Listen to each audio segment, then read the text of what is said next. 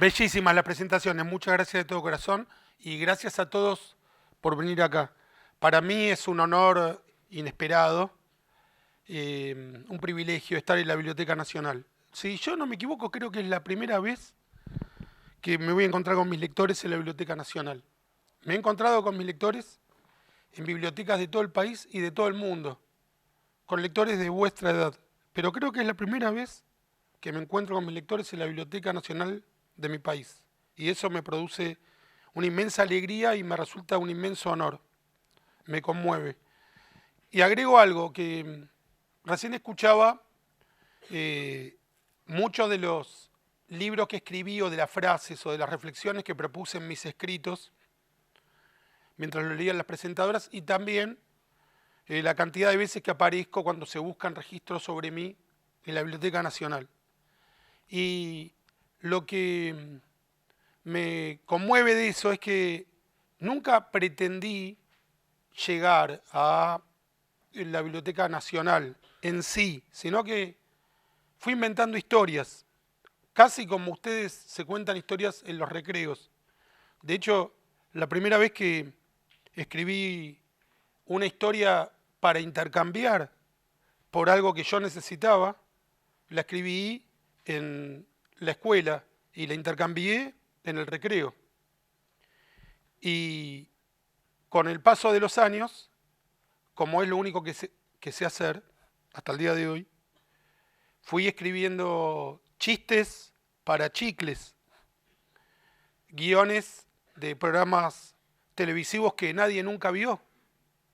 Escribí en diarios que nunca nadie leyó, que nadie se enteró de cuando abrieron y nadie se enteró de cuando cerraron. Escribí películas que tampoco nadie vio y muchas otras que sí se vieron y programas de televisión que fueron los más vistos de la Argentina y películas que ganaron premios para la Argentina en todo el mundo, que representaron al Oscar a la Argentina. Ahora mismo acabo de escribir una película que es la más vista en Netflix de los primeros días del mes de agosto. Y también, en lo que les acabo de mencionar, algunas historias que nunca nadie llegó a conocer. Y todo eso lo hice en un recreo. No me puse una corbata para hacerlo. Ni tenía un diccionario de la importancia a mi lado cuando las escribía. Ni me imaginé nunca que iba a llegar a la Biblioteca Nacional. Lo hice casi sin darme cuenta. Inventé historias. Desde que tengo 8 años hasta hoy. No paré de inventar historias. Este año se cumplen 50 años ininterrumpidos de que yo invento historias. Y por algún motivo que se escapa a mi voluntad, y mucho más escapa a mi decisión, esa decisión vulgar de contar historias me hizo formar parte de la cultura de este país. Yo me siento parte de la cultura de este país, siento ya a esta altura que de algún modo algo de lo que escribí se incorporó a la cultura de este país. Y eso también me hace sentir muy orgulloso. Igual voy a tener que seguir inventando historias, pero me hace sentir muy orgulloso. Esa es mi apertura.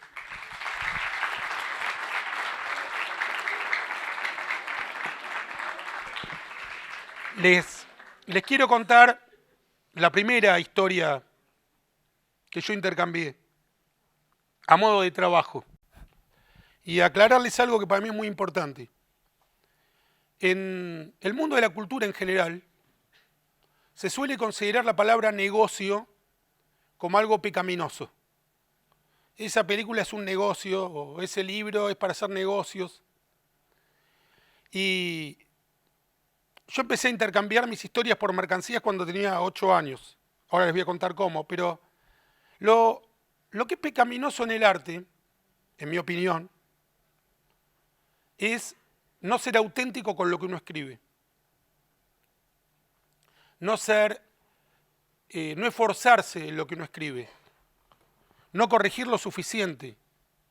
No intentar escribir la mejor historia que cada uno de nosotros puede escribir. Eso me parece faltar a la responsabilidad. Ahora, una vez que uno escribió la mejor historia que uno puede escribir, una vez que uno escribió lo que realmente siente, inventó personajes que están vivos, logró escribir una historia que va a generar curiosidad, suspenso, risa o emoción en el lector. Intercambiar eso que uno inventó por algo que uno necesita, casa, alimento, movilidad, eso no es algo pecaminoso, eso es un negocio honesto.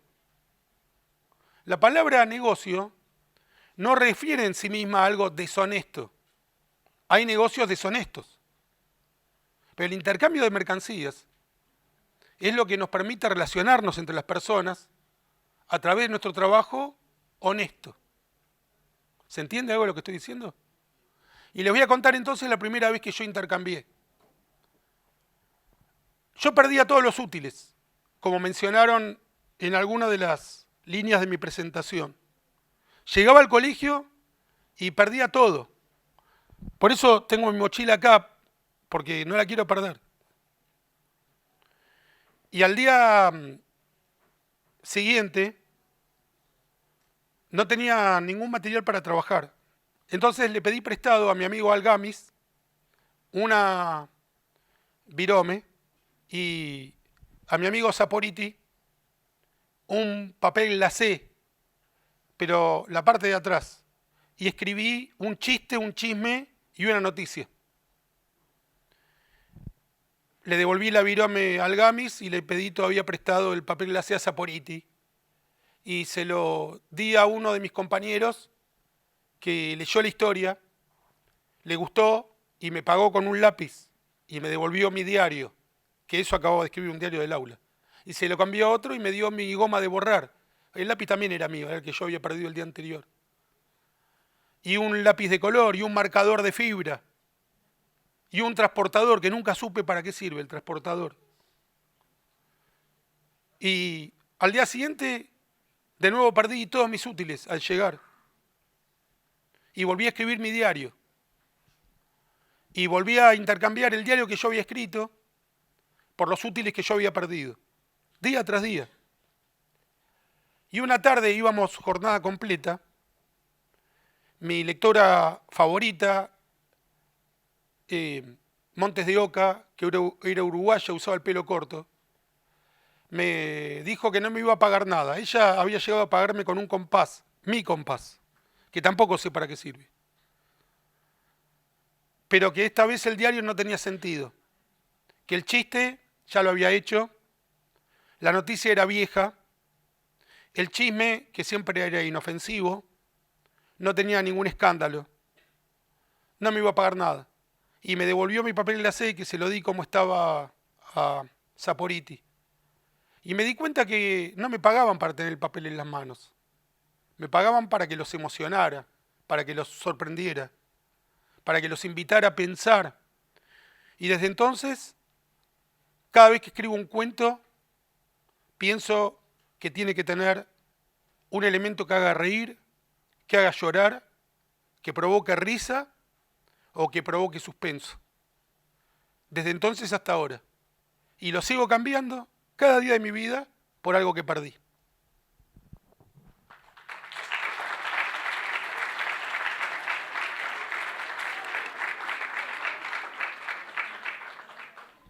¿Hay alguna pregunta, amigos? ¿Ahí? ¿Sí? ¿Cómo estamos? Acá vamos. ¿Cómo te inspiraste para seguir haciendo libros? La inspiración es uno de los grandes misterios de la especie humana, como nuestro origen y qué pasa cuando ya no estamos. Hay muchas teorías al respecto. El Big Bang, por ejemplo, de cómo apareció el hombre sobre la Tierra. Y también hay muchas teorías posteriores, es decir, qué pasa cuando ya no estamos. A mí ninguna me convence, ni cómo aparecimos, ni cómo nos vamos. Yo creo que hay un tesoro mucho más grande que saber determinadas cosas, y es tener un par de preguntas que nadie te puede responder. Cada vez quedan menos. Ahora, mucha gente le pregunta a la estupidez artificial tal o cual cosa. Y yo, esas respuestas ya las conozco. Sigo con algunas preguntas que todavía nadie me puede responder. Una es de dónde viene la inspiración. Hay explicaciones de que la capacidad de contar historias viene de nuestros genes. Hay otras explicaciones de que depende de cómo te criaron. Hay quienes piensan que la inspiración viene de tomar mate. La inspiración es como el ratón Pérez, es como la luz mala, es como el profeta Elías. Aparece, nadie la ve, pero cuando te despertás al día siguiente, algo es distinto, algo cambió. Y ahí te podés sentar a escribir o la podés dejar pasar. Yo me siento a escribir. La inspiración es como la moneda que te deja el ratón Pérez debajo de la almohada. ¿Va a venir? ¿No va a venir? Nadie lo sabe. Eso es la inspiración para mí. ¿Otra pregunta? Una cosa, les agradezco mucho, pero ahora ya no hace falta que aplaudamos, salvo que diga algo realmente muy bueno. Sí. A ver, ahí está, Flavia conduce. ¿Cómo hizo para escribir el libro de El alma al diablo? Muy buena pregunta. Era un verano del año 1993 y yo había publicado el año anterior mi primera novela juvenil, que era Un crimen secundario, que al día de hoy sigue siendo mi novela más vendida. Y en esa novela no aparecía yo. Contaba las historias que había ido observando a lo largo de mi vida, con eje en el colegio secundario.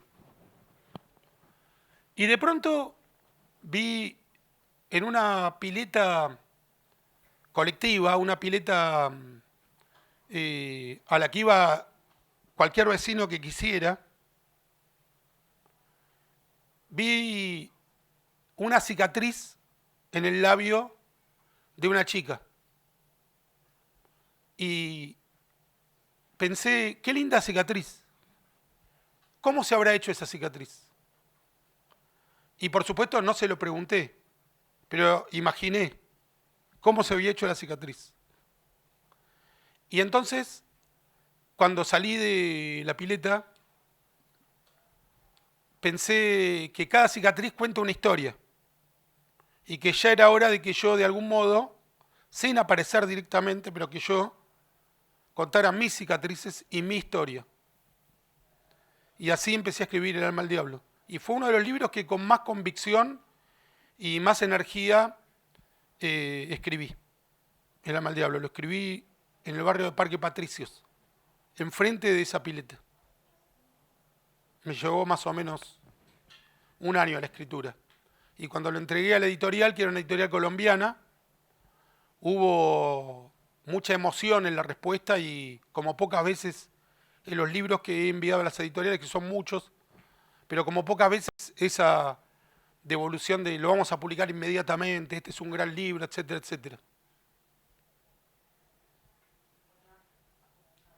Sí, no sé si van pasando el micrófono. ¿Alguna vez has escrito un libro y nunca lo sacaste?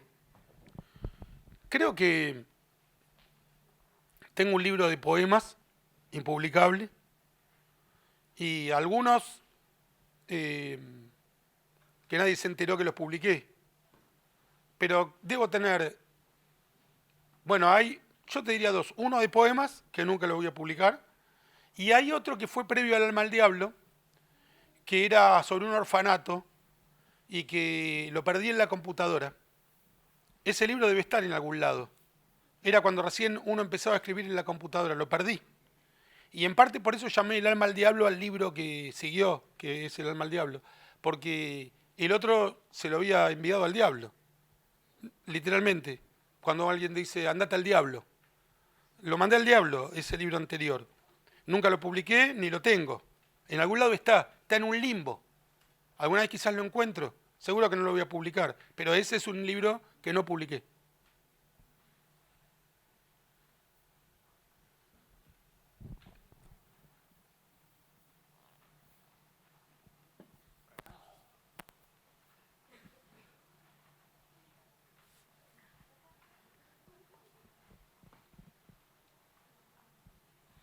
¿A vos qué te apasiona más?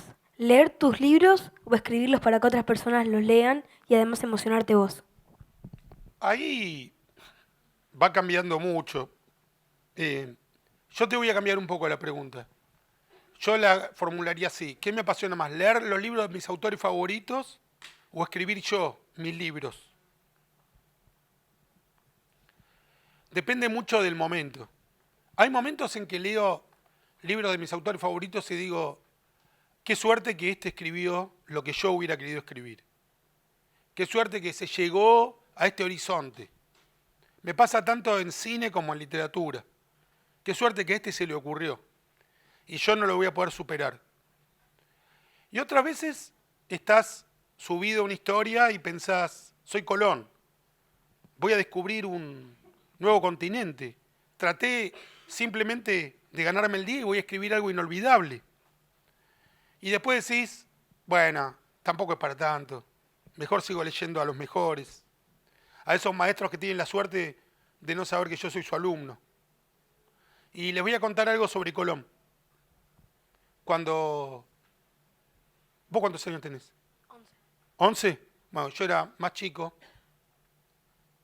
Tenía 7. Me perdí en la playa, en Mar del Plata. Estaba veraneando en La Perla y aparecí por Punta Mogotes, la otra punta de la ciudad, precisamente.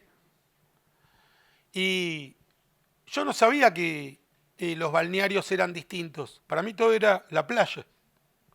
Entonces me preguntaban en qué balneario estaba y yo decía acá, porque era la playa.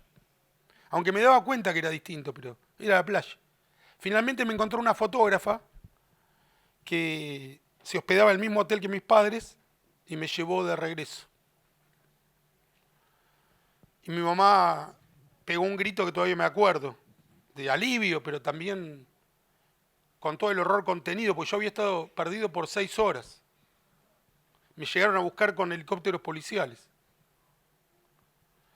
Y al día siguiente, en la playa, allá en La Perla, no casualmente mi madre se llama Perla, me dejaron en penitencia con mi abuelo mientras mis hermanos iban a jugar en la orilla.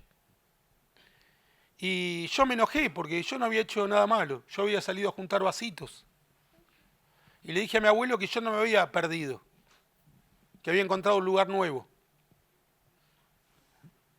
Y mi abuelo me dijo, no, vos te perdiste.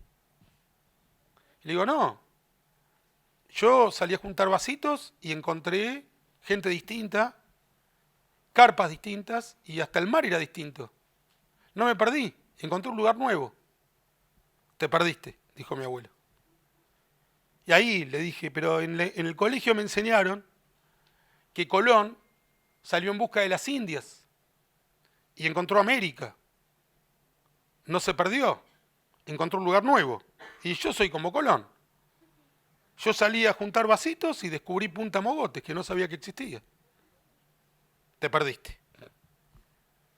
Y me puse insolente, sin gritar, y le pregunté, ¿cuál es la diferencia, abuelo, entre perderse y encontrar un lugar nuevo? Y todavía me acuerdo la expresión de tristeza de mi abuelo. Y me contestó en voz muy queda, la diferencia entre perderse y encontrar un lugar nuevo es saber cómo volver al lugar de donde venís.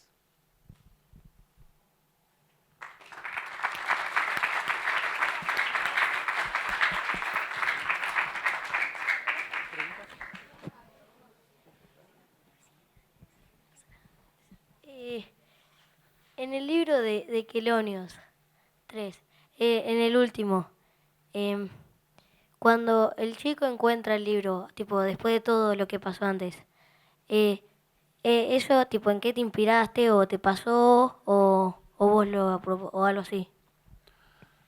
Les voy a dar una respuesta que es de el escritor israelí Amos Oz. Cuando uno lee un libro que le provoca curiosidad, más que preguntarse si le pasó al autor, se tiene que preguntar si le pasó a uno como lector. ¿Qué de eso que estás leyendo te pasó a vos? Por ahí todavía no te pasó. Pero en algún momento va a haber un libro, una situación, que te resulta reveladora. Que hasta el momento no hayas podido descubrir y dentro de un par de años o mañana te sugiera algo novedoso.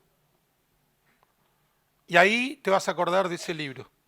Pero te vas a responder a vos mismo. ¿Cuál es el libro verde para vos?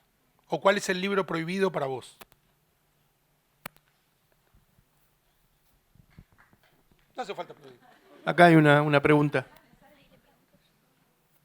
Gracias, igual. Una vez leí que una obra de arte nunca se termina, solo se abandona. ¿Usted qué piensa de sus libros respecto a ese tema? Muy bien. Creo que hay dos interpretaciones de esa frase. Una es que el autor tiene que terminar el libro. En la imaginación del autor tiene que haber una respuesta para los enigmas que plantea. Si yo escribo un policial, le tengo que decir al lector quién es el culpable. Si escribo un libro humorístico, tengo que rematar el chiste con algo que lo haga reír. Si escribo una historia de amor, tiene que tener un desarrollo y un final. Lo mismo una historia de guerra. El autor no se puede refugiar en que nada tiene respuesta, que es verdad, para no inventar una respuesta, por lo menos mientras dura el libro. El autor no es Dios, en ninguno de los dos casos. Tiene que esforzarse para que el lector le crea, a diferencia de Dios que nos presenta las cosas más inverosímiles en la realidad y no tenemos más remedio que creerla. Y a diferencia de Dios también le tiene que dar una respuesta al lector, que no nos da ninguna el Señor. Pero esa respuesta no es una respuesta filosófica, no es una respuesta determinante en la realidad. El libro termina, pero deja abiertas muchas preguntas sobre la condición humana, sobre el origen del hombre, sobre el destino de la humanidad. Deja abiertas preguntas. Tiene que cerrar lo que planteó, pero dejar abierto el gran interrogante, que pueden ser varios, ¿no? En ese sentido yo sí creo que una obra de arte nunca termina, que siempre sigue provocando novedad en el espectador, el lector, el que mira una pintura, etc.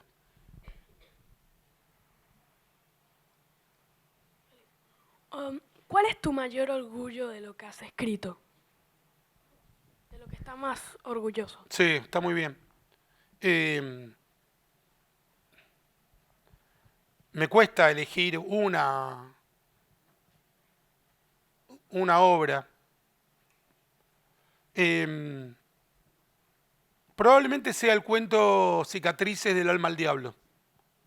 El cuento que está incluido dentro de la novela. Hay un cuento dentro de la novela que además se publicó como cuento.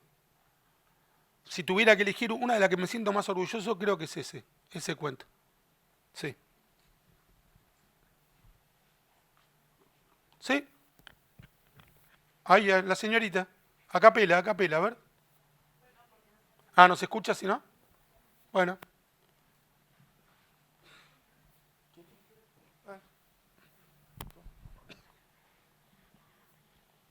¿Algún libro se lo dedicaste a alguien?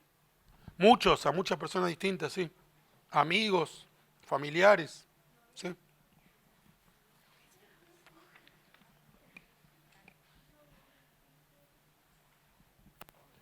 Hay una dedicatoria que nunca vi, que es que el autor se lo dedique a sí mismo. Se me acaba de ocurrir. Alguien que se dedica el libro a sí mismo.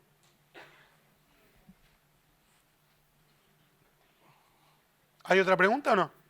A ver. Cuando vos escribís, ¿qué es lo que más te gusta? Cuando estoy entusiasmado con una historia, la sensación de libertad. La posibilidad de determinar la lógica de un universo, que es el que yo estoy inventando. Eso yo lo asocio con la libertad. Hay una frase que a mí me resulta muy desagradable, que es que la violencia es la partera de la historia.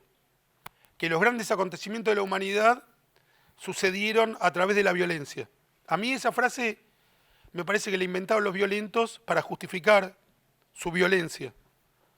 Y que puede ser, por supuesto, hay eventos en donde la violencia fue ineludible, porque, por ejemplo, un esclavo quería dejar de ser esclavo y su opresor no se lo permitía.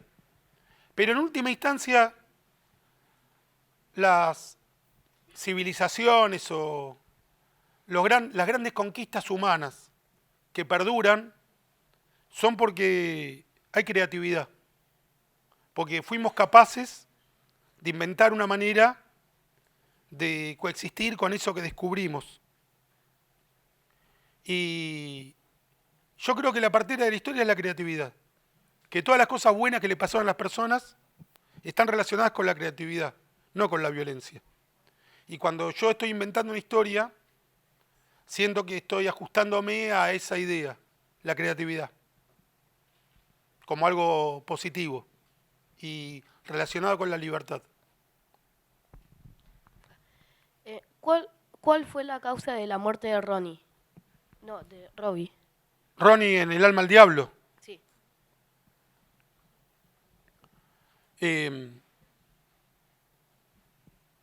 Fue una causa muy triste. Cuando lo escribí todavía no lo sabía. Pero fue una causa muy triste. Ronnie murió el pasado 7 de octubre en Israel. Pero yo cuando lo escribí no lo sabía todavía. Vos cuando escribís poemas, novelas, chistes, cuento policial, ¿cómo te inspirás para escribir todo eso? Y después, viste que vos dijiste que intercambiabas cosas por libros y etcétera. A lo largo de estos todos años, ¿cómo te sentiste en hacer eso? Primero, es lo único que sé hacer. Entonces, a lo largo de todos estos años, muchas veces me he sentido muy mal, muy bien, o más o menos, independientemente de ese oficio. Pero cuando finalmente publico un libro o un cuento, o lo estoy escribiendo, o me contratan para escribir una película, una obra de teatro, o cuando pongo en escena mi obra de teatro, me siento extraordinariamente bien. El hecho de crear y de intercambiar nuevamente mis mercancías por otras me hace sentir bien. Y cuando un libro mío se vende o se publica una nota o se ve en Netflix una película, siento que estoy hablando con Dios, que hice mi trabajo, que soy un campesino y que le agradezco al Creador que mi trabajo haya fructificado, que haya poder cosechar lo que planté. Así me siento cuando alguna de mis obras se hace pública. Cuando creas, ¿qué te inspiró? ¿Quién te ayudó o te inspiró en crear todo lo que creaste ahora? Solamente los autores que leí a lo largo de mi vida. En lo que hace a la creación, en lo que hace a la difusión de mi obra, tengo algunos grandes mecenas intelectuales. Por ejemplo, el anterior director de la Biblioteca Nacional, Juan Sasturain, fue uno de los primeros editores que publicó una nota mía en una revista, en la revista Fierro. Mi amigo Jorge Fernández Díaz, en el año 2021, me contrató para trabajar en su programa en Radio Mitre. Yo le estoy extraordinariamente agradecido. No es que me hayan inspirado a escribir mis historias, pero gracias a ellos mis historias alcanzaron más difusión de las que nunca hubieran alcanzado, o incluso me ayudaron esencialmente a que mis historias fueran difundidas. Entonces les estoy extraordinariamente agradecido. Bueno, yo también estoy agradecida porque me permiten hacer una pregunta. Marcelo, siempre es bueno evocar a los maestros, ¿no? Y vos hablaste de tus maestros escritores. Me gustaría saber, porque nombraste a Amos Oz, me gustaría saber cuáles otros podrías nombrar. Adolfo Bioy Casares es un escritor que ha sido determinante en mi prosa, sobre todo. No sería el mismo escritor sin haberlo leído. Isaac Bashevis Singer, el gran escritor judío, premio Nobel 1978. William Somerset Maugham, que para mí es el mayor escritor inglés de todos los tiempos y uno de los mejores escritores del siglo XX. Creo que con esos tres yo armo una constelación y que son maestros que tienen la suerte de no saber que yo soy su alumno y que no, reitero, no hubiera sido igual mi escritura sin ellos. Les debo más de lo que puedo pagar. ¿Tiene algún 3 libros favoritos? Puede ser de diferentes autores o algo así. Sí. Dormir al sol, de Adolfo Bioy Casares. La luna y 6 peniques, de Somerset Maugham. Y Enemigos, una historia de amor, de Isaac Bashevis Singer. Esos son mis 3 libros favoritos. ¿Cuántos libros lees por mes? Es difícil determinar. Ahora estoy leyendo por tercera vez La diplomacia, de Henry Kissinger, que es un ensayo histórico sobre las relaciones internacionales desde la paz de Westfalia en el 1600 hasta la caída del muro a fines de 1989. Es un libro que tiene más de 1000 páginas. ¿Cuál fue tu primer libro? Perdón, termino esta consulta. En el medio leo literatura. Me compré, que lo había perdido, el libro Cuentos Completos de Jorge Asís y leí 4 o 5 cuentos. También estoy leyendo una versión en historieta de la Segunda Guerra Mundial del gran historiador Anthony Beevor. Y también una novela extraordinaria que estoy releyendo de Arthur Schnitzler, que se llama Casanova regresa. Esa es la traducción al español, por lo menos. No sé cuántos libros son. Yo diría que leo 1 libro y medio por mes. 1 libro y medio por mes. Esa sería la proporción, aproximadamente. ¿Cuál fue tu primer libro? ¿Leído o escrito? Leído. El primer libro que leí fueron Las Fábulas, una edición hermosa que tenía un león en la tapa, celeste a cuadros, que era una recopilación de fábulas de Samaniego, Esopo y La Fontaine. Y si quieren les cuento una fábula que me inspiraron, no sé de cuál de los 3 es, pero yo la reescribí, que se llama Piel de León. En la fábula original, el burro se disfraza con una piel de león y sale a asustar a los animales de la selva. Y lo descubren y por entonces las fábulas no eran políticamente correctas. Lo matan al burro por asustar a los animales.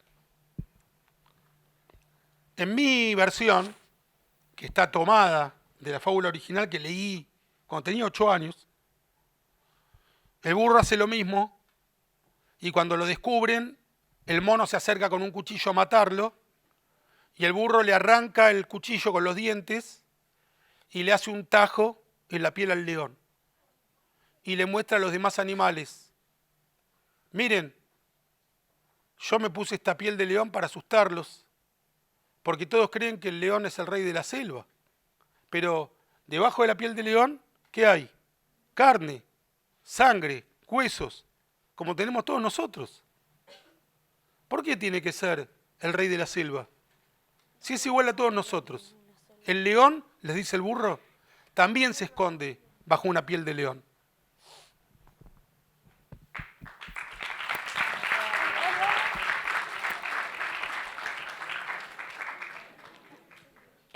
¿Qué guiones, tipo, en qué guiones de películas hiciste, tipo?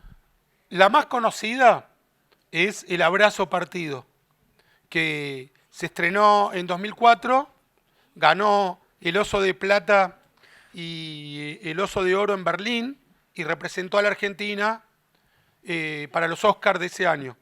Y hace un par de meses se reestrenó en el Gaumont en homenaje a los 20 años que habían transcurrido de la película, del estreno. Luego escribí una película que se llama Sol de Noche, sobre el caso de un desaparecido en Jujuy, relacionado con el ingenio Ledesma, que era el marido de una señora que se llama Olga Aredes. Luego, hace menos de un mes, se estrenó en Netflix una película que se llama No Negociable, de la que soy uno de los guionistas. También escribí para la cadena Fox una serie animada que se llamó City Hunters.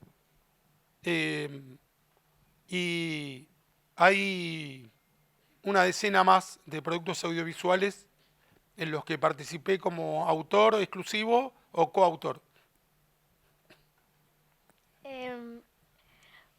¿Cuál es tu libro favorito de los que escribiste vos? De los que escribí yo, creo que mi libro favorito es Los Caballeros de la Rama.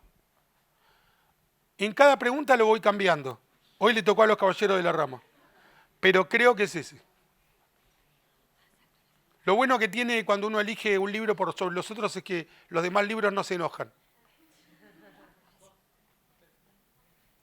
¿Sí? ¿Ahí? ¿Al fondo? Perdón, había ahí al fondo de todo una señorita, así. Muy bien. Primero y después ella. ¿Sí? ¿Te acordás del libro que escribiste, La Piedra Negra? Cuenta la Piedra Negra. Claro. Ese libro se llama El compañero desconocido. Me acuerdo el cuento, pero ese libro tiene una historia muy interesante. No sé si recordarán el cuento de la Piedra Negra. ¿Quién lo leyó, el cuento de la Piedra Negra? Ella lo leyó, si no, no me hubiera preguntado. ¿Alguien más lo leyó? Después se los cuento a los que no lo leyeron, pero ese libro, por motivos que ignoro, se descatalogó. Es decir, se dejó de publicar. Ya no se distribuye.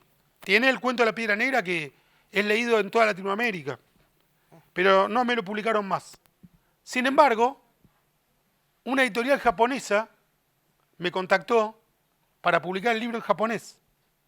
Y en 2021 se publicó el libro en Japón, como La Piedra Negra, que nadie sabe dónde está. Yo tengo algunas ideas de por qué no me lo quisieron publicar más en Argentina, que están relacionadas conmigo, que por algún motivo no soy del todo publicable. Son ideas, pero el libro se publicó en Japón. Se publicó en Japón.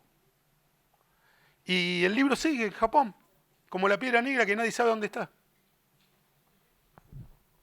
¿Cuál fue el libro que publicó que menos le gustó? No lo voy a decir, porque así como los favoritos tienen su reunión y los demás no se ofenden, cuando decís que uno de tus libros no te gustó, ese libro se ofende. Pero yo tengo uno que no me gustó directamente. No me gustó, pero no lo puedo decir. Igual es un libro que está bastante oculto. pero no lo puedo decir. Te agradezco la pregunta de todos modos. Bueno, No comments, dicen. Marcelo, te cuento que también hay gente conectada en el Zoom y hay una escuela que te quiere hacer una pregunta. Hay gente de Salta, de Cafayate, hay gente de Córdoba, hay gente de Santa Fe, del Calafate Santa Cruz, de San Juan Rawson. Bueno, se inscribieron de un montón de lugares.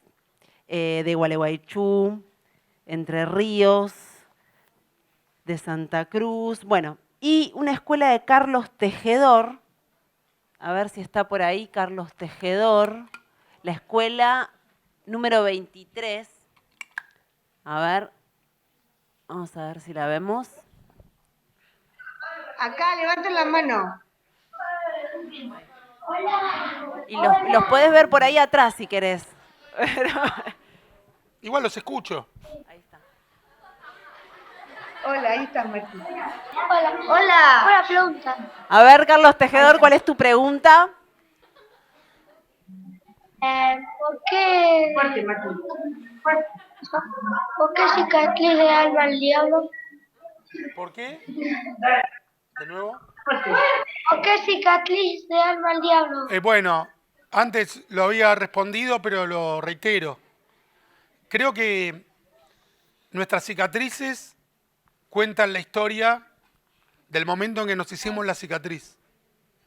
Y que cada uno recorra ese momento nos permite a la vez inspirarnos, ahí había una pregunta sobre inspiración, para contar una historia nueva.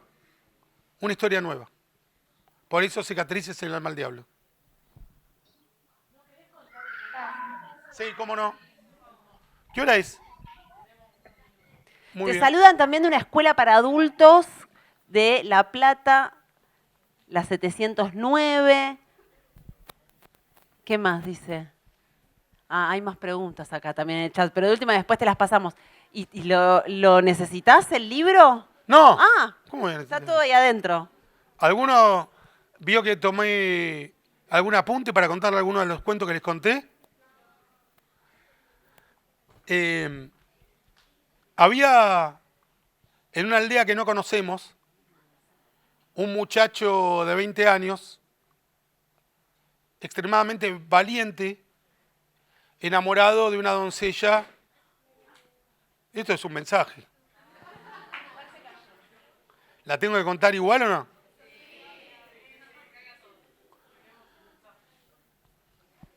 Bella, tan bella como él era valiente, pero más vanidosa de lo que él era valiente. Y el muchacho tenía el rostro cruzado de cicatrices. La chica le exigía que se quitara las cicatrices del rostro para continuar meramente cortejándola. Estamos en el siglo XIX, no existía la cirugía estética. Era totalmente imposible, pero seguía enamorado de ella. ¿Por qué? Un muchacho tan valiente estaba enamorado de una chica que le pedía eso, misterio. ¿Por qué ella, que era tan hermosa, era tan vanidosa? Más misterio. Una noche en que el muchacho transcurría su insomnio bajo un árbol del bosque, el estado de su alma le hacía imposible dormir, pasó por ahí un hombre en un carro tirado por un burro. Se detuvo y convirtió al burro en hombre. El muchacho atestiguó este prodigio y se acercó. Apuesto que con tu magia me podrías quitar todas las cicatrices del rostro. Y el mago, lo era, volvió a convertir al hombre en burro. Y ante la mirada impávida del muchacho le dijo, ahora ya tengo con quién hablar. Mientras asaba un pollo, declaró que por supuesto le podía sacar las cicatrices del rostro, se acababa de convertir a un burro en hombre y viceversa. Es más fácil que un hombre se convierta en burro que viceversa, pero era un mago de todos modos. Y le preguntó, ¿estás seguro de que es lo que querés? Sí, dijo el muchacho, de nada he estado más seguro en toda mi vida. El mago le pasó un dedo por unas cicatrices. Se la había hecho salvando a la gente de su aldea. Los cosacos atacaban y el muchacho salía a defender a sus ancianos. Y en la lucha contra los malhechores, un sable de uno de los criminales le hacía un tajo en la cara. Cuando la imagen se esfumó, el mago le estaba mostrando la parte de atrás de la olla impoluta en donde el muchacho le faltaba la cicatriz. Y cada una de las cicatrices se las había hecho en combates similares, siempre defendiendo o a los niños, o a las mujeres, o a los ancianos. La cicatriz ya no estaba. Pero en la misma superficie de la olla se veía que el muchacho, en vez de salir a pelear, se había ocultado detrás de unos barriles, permitido que los cosacos arrasaran con todo, y solo emergido cuando ya el peligro había pasado. Prodigioso, dijo el muchacho, que no se vio ya la cicatriz. No es ningún prodigio, dijo el mago. Te ocultaste, los cosacos escaparon impunes, ya no está tu cicatriz. ¿Te borro las demás?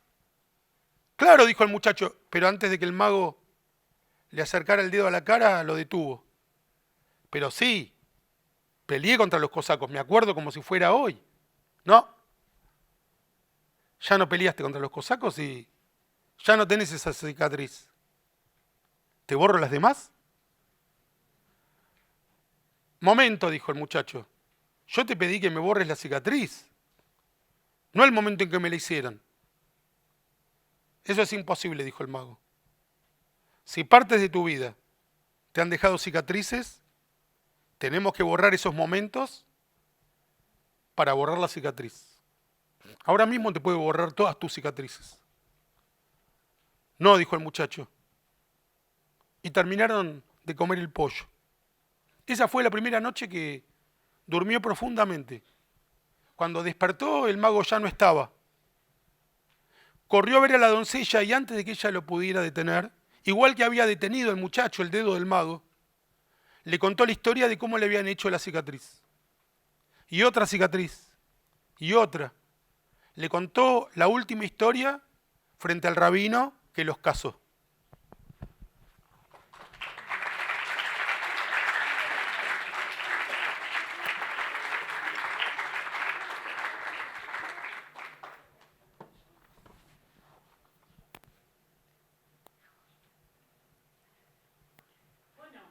Bueno, sí.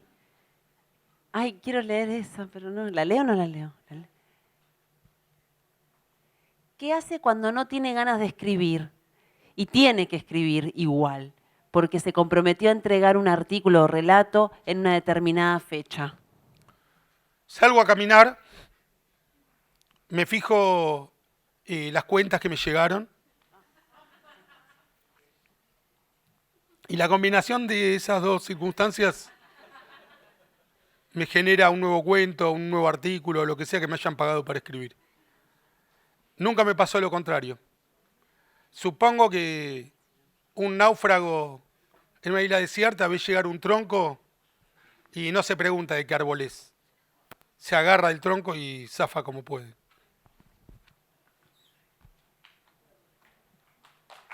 Hay un montón de preguntas más. ¿Qué hacemos? Hagamos un bis. Hay que hacer un bis. Una más y no.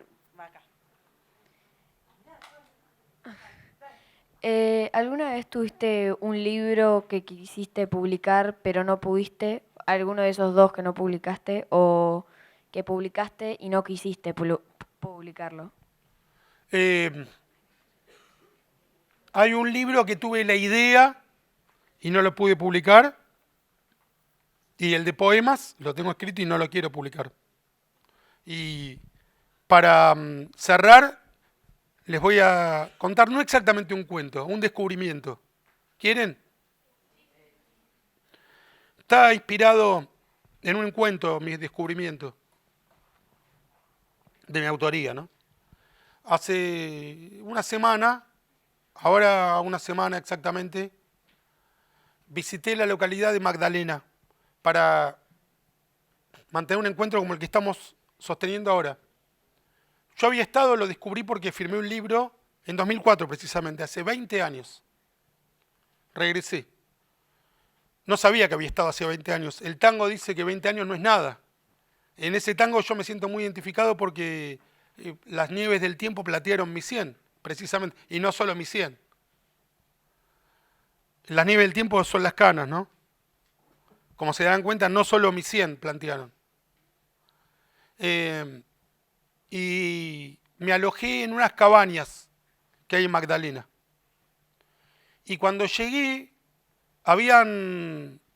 el camino había sido muy arriesgado, era doble ruta, llegamos a la 1 de la mañana.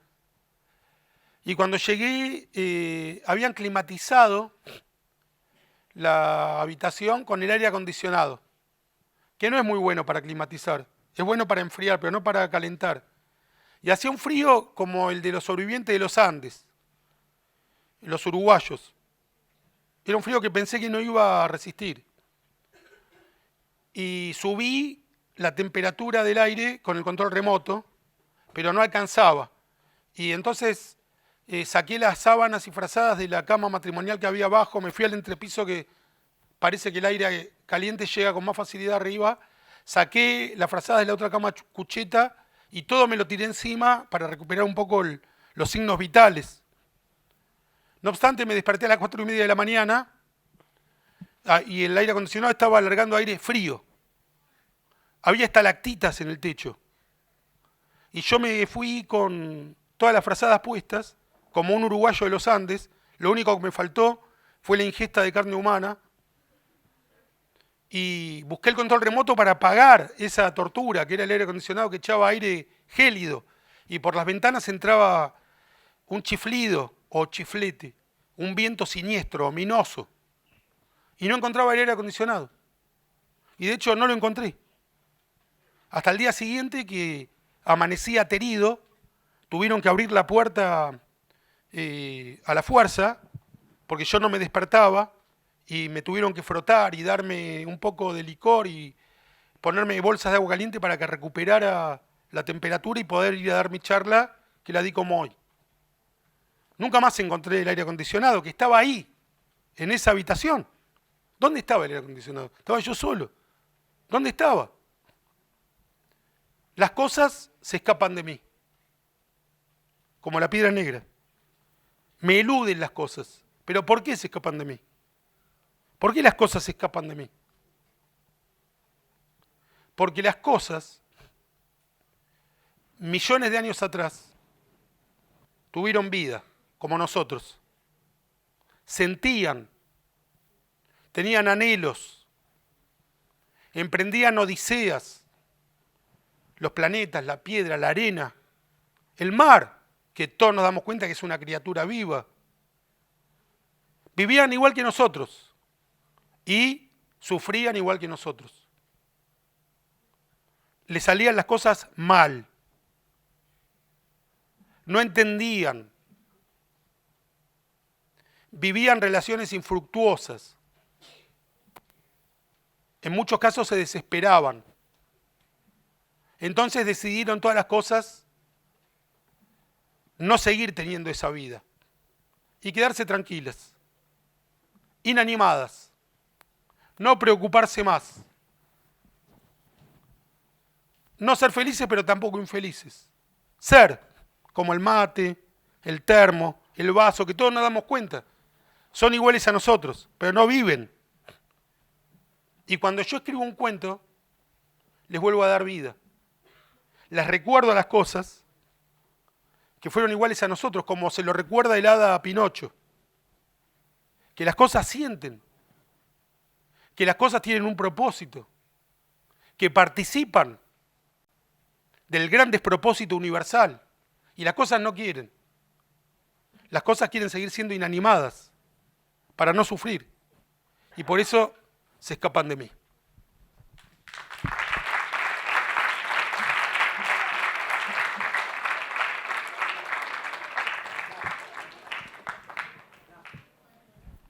Muchísimas gracias, queridos amigos. Ha sido para mí un inmenso honor. Entre las cosas que no me voy a olvidar, de las muchas que me olvido, esta va a ser una. Muchísimas gracias.